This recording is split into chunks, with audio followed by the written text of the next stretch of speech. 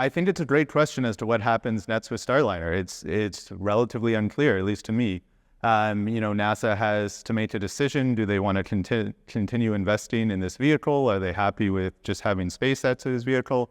In an ideal world, you would have multiple commercial suppliers who can get humans into space safely, domestically. So we kind of just have to see what happens. My name is Jason Rabinovich. I'm an assistant professor at Stevens Institute of Technology in the Mechanical Engineering Department, and I primarily focus on space and fluid mechanics. I think the Boeing Starliner program has been an interesting example of kind of your canonical big aerospace contractor trying to do things in this new age. And then we have, right now, unintentionally, we always compare their performance to SpaceX. And I think, the biggest reminder here is that space is hard. It is not easy to send humans safely to the International Space Station and get them back to Earth. So that's a huge thing to keep in mind. Boeing took a more stereotypical or old-fashioned approach where you have multiple subcontractors, different companies working for them that deliver different parts of the vehicle, and then Boeing assembles everything, and then they launch it together. I think it is that kind of manufacturing and design might be getting more challenging. It's harder to have more oversight over all the different companies delivering you parts and delivering you engines, and then you have to put it all together and make sure it works, versus a company like SpaceX, which builds and designs everything itself. NASA, after extensive study, decided to launch Starliner, knowing that there were some risks, but that the risks were acceptable. There is an extremely intense process to analyze risk, especially when human life is on the line.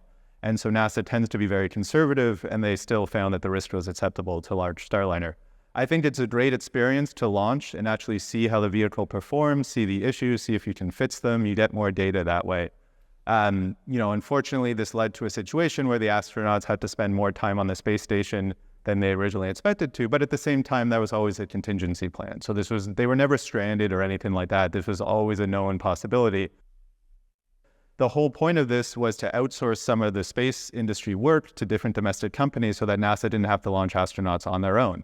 And so it becomes a business proposition at the end of the day. And if one of your subcontractors isn't performing, then you're not going to follow through on the contract necessarily. So this is why it's great to have domestic competition between different companies that are able to do this. And I think this is standard business practice, that NASA is a little concerned about Boeing's performance, and so we're going to take it a little bit slower than originally anticipated.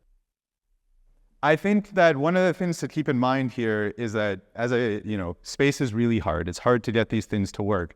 And the whole point of the Commercial Crew Program was to have multiple domestic suppliers. And this is exactly a great example of why NASA chose to do that. You never want to put all your eggs in one basket, so you want to be funding different domestic companies to see what they can do. And I think this is one of the expected outcomes of the program, is that some companies would succeed and some would be not quite as successful early on.